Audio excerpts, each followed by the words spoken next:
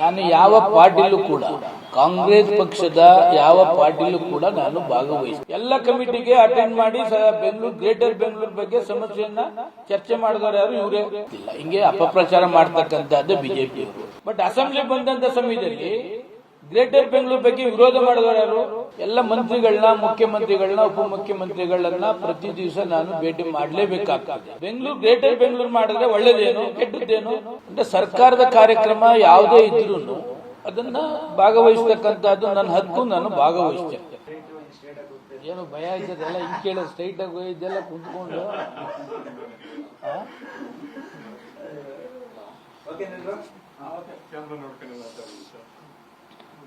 Sir, ನಿನ್ನೆ BJP ಶಿಸ್ತು ಸಮಿತಿ ಅವರು ನೋಟಿಸ್ ಕೊಟ್ಟಿದ್ದಾರೆ. 72 ಗಂಟೆ ಒಳಗೆ ಉತ್ತರ ಕೊಡಬೇಕು ಅನ್ನೋದು. ನಿನ್ನೆ ಟಿವಿ ಮಾಧ್ಯಮಗಳಲ್ಲಿ ನೋಡಿದೆ. ಬೆಳಿಗ್ಗೆ ಯಾರಿಗೂ ಫೋನ್ ಮಾಡಿ ಆ ನೋಟಿಸ್ನ ನನ್ನ ಮೊಬೈಲ್ಗೆ ತರಿಸಿದ್ದೇನೆ. ಇನ್ನೂ ಅದ್ರ ಬಗ್ಗೆ ಚರ್ಚೆ ಮಾಡಲಿಕ್ಕೆ ಹೋಗಲಿಲ್ಲ. ಕಾರಣ ಅದರಲ್ಲಿ ಮಾಧ್ಯಮದಲ್ಲಿ, ಪ್ರಿಂಟ್ ಮೀಡಿಯಾದಲ್ಲಿ ಈಗ ಬೆಳಗ್ಗೆ ನೋಡಿದಂಥ ಸಂದರ್ಭದಲ್ಲಿ ಸನ್ಮಾನ್ಯ ಡಿ ಕೆ ಶಿವಕುಮಾರ್ ಅವರು ಪಾರ್ಟಿಗೆ ಹೋಗ್ತಾರೆ, ಆ ಪಾರ್ಟಿಗೆ ಭಾಗವಹಿಸ್ತಾರೆ, ಕಾಂಗ್ರೆಸ್ ಪಕ್ಷದ ಪಾರ್ಟಿಗಳಲ್ಲಿ ಭಾಗವಹಿಸ್ತಾರೆ, ಅದು ಎಲ್ಲ ಶಿಸ್ತು ಉಲ್ಲಂಘನೆ ಅಂತಕ್ಕಂಥದ್ದನ್ನು ಪ್ರಿಂಟ್ ಮೀಡಿಯಾದಲ್ಲಿ ನೋಡಿದೆ. ನಾನು ಯಾವ ಪಾರ್ಟಿಲೂ ಕೂಡ, ಕಾಂಗ್ರೆಸ್ ಪಕ್ಷದ ಯಾವ ಪಾರ್ಟಿಲೂ ಕೂಡ ನಾನು ಭಾಗವಹಿಸ್ತಿಲ್ಲ. ಹಿಂಗೆ ಅಪಪ್ರಚಾರ ಮಾಡ್ತಕ್ಕಂಥದ್ದು ಬಿಜೆಪಿಯವರು. ಆಮೇಲೆ ಬೆಳಗಾಂನಲ್ಲಿ ಇದು ಗಾಂಧಿ ಪ್ರತಿಮೆ ಅನಾವರಣ ಸಂದರ್ಭ, ಅದು ಸರ್ಕಾರದ ಕಾರ್ಯಕ್ರಮ. ಸರ್ಕಾರದ ಕಾರ್ಯಕ್ರಮದಲ್ಲಿ ನಾನು ಭಾಗವಹಿಸಿದ್ದೇನೆ. ಅವರ ಪಕ್ಷದ ಕಾರ್ಯಕ್ರಮದಲ್ಲಿ ನಾನೇನು ಭಾಗವಹಿಸಲಿಲ್ಲ. ಆಮೇಲೆ ಅಸೆಂಬ್ಲಿಲೂ ಕೂಡ ಪಕ್ಷದ ಪರವಾಗಿ ಇದ್ದೇನೆ, ಪಕ್ಷದ ವಿರೋಧ ಏನಿಲ್ಲ. ಮೊನ್ನೆ ಬಡ್ಜೆಟ್ದು ಇವ್ರು ಯಾರೂ ಬಂದಿಲ್ಲ, ನಾನು ಅಟೆಂಡ್ ಮಾಡಿದ್ದೀನಿ. ಅದು ಪಕ್ಷ ವಿರೋಧ ಅಂತಕ್ಕಂಥದ್ದಾದ್ರೆ ಏನಾಗ್ತದೆ? ಟೋಟಲಿ 100ಕ್ಕೆ 100 ನನ್ನ ಕಾನ್ಸ್ಟಿಟ್ಯೂಯೆನ್ಸಿಗೆ ಸಂಬಂಧಪಟ್ಟಂತೆ ಎಲ್ಲ ಮಂತ್ರಿಗಳನ್ನ, ಮುಖ್ಯಮಂತ್ರಿಗಳನ್ನ, ಉಪಮುಖ್ಯಮಂತ್ರಿಗಳನ್ನ ಪ್ರತಿ ದಿವಸ ನಾನು ಭೇಟಿ ಮಾಡಲೇಬೇಕಾಗ್ತದೆ. ಈಗ ಮೊನ್ನೆ ಬಡ್ಜೆಟ್ ಮೀಟಿಂಗ್ ಹೋಗಿದ್ರು. ಯಾವ ಬಿಜೆಪಿ ಶಾಸಕರು ಕೂಡ ಬಡ್ಜೆಟ್ ಮೀಟಿಂಗಿಗೆ ಬರಲಿಲ್ಲ. ನಾನು ಬಡ್ಜೆಟ್ ಮೀಟಿಂಗಿಗೆ ಭಾಗವಹಿಸಿ ನನ್ನ ಕ್ಷೇತ್ರಕ್ಕೆ ಸಂಬಂಧಪಟ್ಟಂತೆ ಏನಿದೆ ಅದೆಲ್ಲವನ್ನು ಕೂಡ ನಾನು ಅವರಿಗೆ ಮನವರಿಕೆ ಮಾಡಿದ್ದೇನೆ. ಕಾನ್ಸ್ಟಿಟ್ಯೂನ್ಸಿ ವಿಚಾರ, ಕೆಂಪೇಗೌಡ ಬಡಾವಣೆ ನಮ್ಮ ಕ್ಷೇತ್ರದಲ್ಲೇ ಬರ್ತದೆ. ಉಪಮುಖ್ಯಮಂತ್ರಿಗಳು ಬಂದ ಸಮಯದಲ್ಲಿ ಭೇಟಿ ಮಾಡ್ತೇವೆ. ಕುರುಬ ಸಮಾಜದ್ದು ಒಂದು ಕಾರ್ಯಕ್ರಮ ಮುಖ್ಯಮಂತ್ರಿಗಳು ಬಂದಿದ್ರು, ಆ ಕಾರ್ಯಕ್ರಮದಲ್ಲಿ ನಾನು ಭಾಗವಹಿಸಿದ್ದೇನೆ.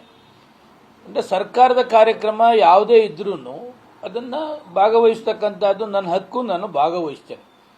ಇವು ಬೇರೆ ಥರ ಪಕ್ಷಕ್ಕೆ ಮುಜುಗರ ಆಗ್ತಕ್ಕಂಥದ್ದು ಅದು ಯಾವುದು ಕೂಡ ನಾನು ಇದುವರೆಗೂ ಕೂಡ ಮಾಡಲಿಕ್ಕೆ ಹೋಗಲಿಲ್ಲ. ಕಾಂಗ್ರೆಸ್ ಪಕ್ಷದ ಯಾವೊಂದು ಅಫಿಷಿಯಲ್ ಕಾರ್ಯಕ್ರಮಕ್ಕೂ ಕೂಡ ನಾನು ಭಾಗಿಯಾಗಿಲ್ಲ. ಅದರಿಂದ ನೋಟಿಸ್ಗೆ ಏನು ಉತ್ತರ ಕೊಡಬೇಕು 72 ಗಂಟೆಯಲ್ಲಿ ಆ ಉತ್ತರವನ್ನು ಕೊಡ್ತೀನಿ. ಸಿಎಂನ 8:30, 9 ಗಂಟೆ ಮೇಲೆ ಭೇಟಿ ಮಾಡ್ತಕ್ಕಂಥದ್ದು ಕೂಡ ನೋಡಿದ್ದೇನೆ. ಉಪಮುಖ್ಯಮಂತ್ರಿಗಳಿಗೆ ಈಗ ಗ್ರೇಟರ್ ಬೆಂಗಳೂರಿನ ಸದನ ಸಮಿತಿ ಮಾಡಿ ಅಂತಕ್ಕಂಥದ್ದನ್ನು ಹೇಳಿದವರು ಯಾರು? ವಿರೋಧ ಪಕ್ಷದ ನಾಯಕರು. ಸದನ ಸಮಿತಿಗೆ ಭಾರತೀಯ ಜನತಾ ಪಕ್ಷದ ಒಬ್ಬ ಶಾಸಕ, ಒಬ್ಬ MLC, ಆ ಕಮಿಟಿಗೆ ಅಪಾಯಿಂಟ್ಮೆಂಟ್ ಮಾಡಿದವರು ಯಾರು?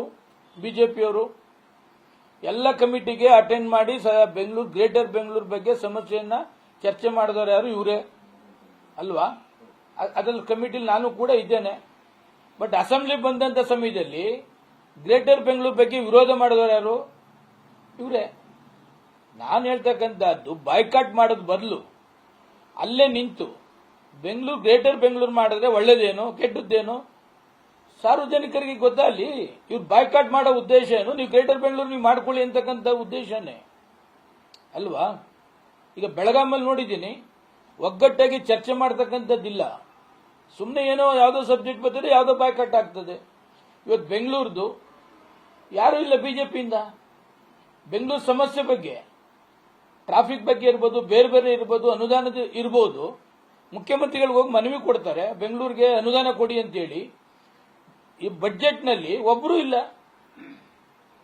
ಅಂದ್ರೆ ಬೆಂಗಳೂರು ಬಗ್ಗೆ ಇವ್ರಿಗೆ ಏನಿದೆ ಹಂಗಾರೆ? ಇವ್ರು ಬೇಕಾದಂಗೆ ವರ್ತನೆ ಮಾಡಕ್ಕೆ ನಾನೇ ಹೋಗ್ಲಿ? ನನ್ನ ಕ್ಷೇತ್ರಕ್ಕೆ ಅನುದಾನ ಬೇಕು, ನಾನು ಹೋಗ್ತೀನಿ, ಕೇಳ್ತೀನಿ. ತಪ್ಪೇನಿದೆ ಅದರಲ್ಲಿ? ಯಾವ ಬಿಜೆಪಿ MLA ಕೂಡ ಬಡ್ಜೆಟ್ ಬಂದಿಲ್ಲ. ವಿಪಕ್ಷವಾಗಿ ಬಿಜೆಪಿ ಹೋರಾಟ ಮಾಡೋದು ವಿಫಲ ಆಗಿದೆ ಅಂತ ಅಂತಿದ್ಯಾ? 100% ವಿಫಲನೆ. ನಾನು ಹೇಳ್ತಕ್ಕಂಥದ್ದು ಅಸೆಂಬ್ಲಿ ನಡೀತಕ್ಕಂಥದ್ದು ಯಾತಕ್ಕೆ ಬಾಯ್ಕಾಟ್ ಮಾಡ್ತಕ್ಕಂಥದ್ದಕ್ಕಲ್ಲ, ಅಸೆಂಬ್ಲಿಯಿಂದ ಹೊರ ನಡೀತಕ್ಕಂಥದ್ದಲ್ಲ. ಯಾವುದೇ ಸಬ್ಜೆಕ್ಟ್ ಬರಲಿ ಅಲ್ಲೇ ಕೂಲಂಕುಷವಾಗಿ ಸರ್ಕಾರಕ್ಕೆ ಬಿಸಿ ಮುಟ್ಟಿಸ್ತಕ್ಕಂಥ ಕೆಲಸ ಕೂಡ ಮಾಡಬೇಕಾಗ್ತದೆ. ಎಲ್ಲರೂ ಒಗ್ಗಟ್ಟಾಗಿ ಮಾಡಬೇಕಾಗ್ತದೆ. ನೀವು ಇತ್ತೀಚೆಗೆ ಅಸೆಂಬ್ಲಿ ನೋಡಿ, ಒಬ್ರು ಶುರು ಆದ್ರೆ 8-9 ಜನ ಮಾತಾಡ್ತಾರೆ. ಅಲ್ಲ, ನಾನು ಹೇಳ್ತಕ್ಕಂಥದ್ದು ಯಾವುದೇ ಸಬ್ಜೆಕ್ಟ್ ಬರಲಿ ಸರ್ಕಾರನ ಕಟ್ಟಾಕುವಂತ ಅನೇಕ ಸಬ್ಜೆಕ್ಟ್ಗಳು ಅವ್ರಿಗೆ ಸಿಗ್ತವೆ. ಅದನ್ನ ಅವ್ರು ಯಾರು ಕೂಡ ಸರಿಪಡಿಸ್ಕೊಳ್ಳದೆ ಸುಮ್ಮನೆ ಬಾಯ್ಕಾಟ್ ಮಾಡ್ತಕ್ಕಂಥದ್ದೇನು? ಈ ಗ್ರೇಟರ್ ಬೆಂಗಳೂರುದು ಎಲ್ಲ ಆಗಿದೆ, ಕೌನ್ಸಿಲ್ ಅಪ್ರೂವ್ ಆಗಿದೆ, ಇಲ್ಲ ಅಪ್ರೂವ್ ಆಗಿದೆ, ಇವರೇ ಎಲ್ಲ ಕಮಿಟಿಗೆ ಬಂದಿದ್ದಾರೆ. ಈಗ ಹೋಗಿ ರಾಜ್ಯಪಾಲರಿಗೆ ಬೆಂಗಳೂರು ಡಿವೈಡ್ ಆಗ್ತಿದೆ ಅಂತ ಕೊಡ್ತಿದ್ದಾರೆ. ನಾನು ಹೇಳ್ತಾ ಇರೋದು ಈ ತರ ಪಾಲಿಟಿಕ್ಸ್ ಬೇಡ. ಬೆಂಗಳೂರು ಡಿವೈಡ್ ಆಗೋದು ಬೇಡ. ಅಸೆಂಬ್ಲಿಲೇ ಮಾತಾಡಿ, ಅಸೆಂಬ್ಲಿಲೇ ಎಲ್ಲ ಒಗ್ಗಟ್ಟಾಗಿ 66 ಜನನ್ನು ಒಗ್ಗಟ್ಟಾಗಿ ಫೈಟ್ ಮಾಡಿ. ನೀವು ಬಾಯ್ಕಾಟ್ ಮಾಡಿದ್ರೆ ಏನಾಗ್ತದೆ? ಅವರು ಅಪ್ರೂವ್ ಮಾಡ್ಕೋತಾರೆ. ಅಂದ್ರೇನು? ಇಂಡೈರೆಕ್ಟ್ ಆಗಿ ನೀವು ಸಪೋರ್ಟ್ ಮಾಡ್ದಂಗೆ ತಾನೆ. ಅದು ಅವಂದವ್ರು ಯಾರಿಗೂ ನೋಟಿಸ್ ಕೊಡುವುದಿಲ್ಲ. ಆಮೇಲೆ ಯಾರು ದೊಡ್ಡವ್ರು ಯಾರು ಕಾದರ್ ಟೈಮರ್ಗೆ ಹೋಗಿದಾರ? ಎಲ್ಲ ಬಡಪಾಯಿನ ಹತ್ತಿಸ್ಬಿಟ್ರು, ಹತ್ತಿ ಹತ್ತಿ ಹತ್ತಿ ಹತ್ತಿ ಅಂತ. ಅವ್ರು ಸಸ್ಪೆಂಡ್ ಆದ್ರೆ ಏನಾಗ್ತದೆ? ಈಗ ಯಾರ ಕೆಟ್ಟ ಹೆಸರು? ಯಾರು ಸೀನಿಯರ್ ಲೀಡರ್ಗಳು ಇದ್ದಾರೆ, ಸೀನಿಯರ್ ಲೀಡರ್ ಹತ್ಬೇಕಾಯ್ತು. ಯಾರೋ ಪಾಪ 1 ಅಟೆಂಪ್ಟ್ 2 ಅಟೆಂಪ್ಟ್ ಬರ್ತಾನೆ, ಖುಷಿಗಿರ್ತಾನೆ, ಮೆತ್ತು ಮೇಲು ಅಂತಾರೆ. ಅವನೇನ್ ಮಾಡ್ತಾನೆ? ಖುಷಿಯಾಗಿ ಹತ್ತುತ್ತಾರೆ, ಸಸ್ಪೆಂಡ್ ಆದ್ರು. ಅಲ್ಲ ಹೇಳದ್ದು. ಹೆಚ್ಚಿನ ವಿಡಿಯೋಗಳಿಗೆ ಪ್ರತಿಧ್ವನಿ ಯೂಟ್ಯೂಬ್ ಚಾನೆಲ್ ಸಬ್ಸ್ಕ್ರೈಬ್ ಮಾಡಿ, ಬೆಲ್ ಐಕಾನ್ ಕ್ಲಿಕ್ ಮಾಡಿ.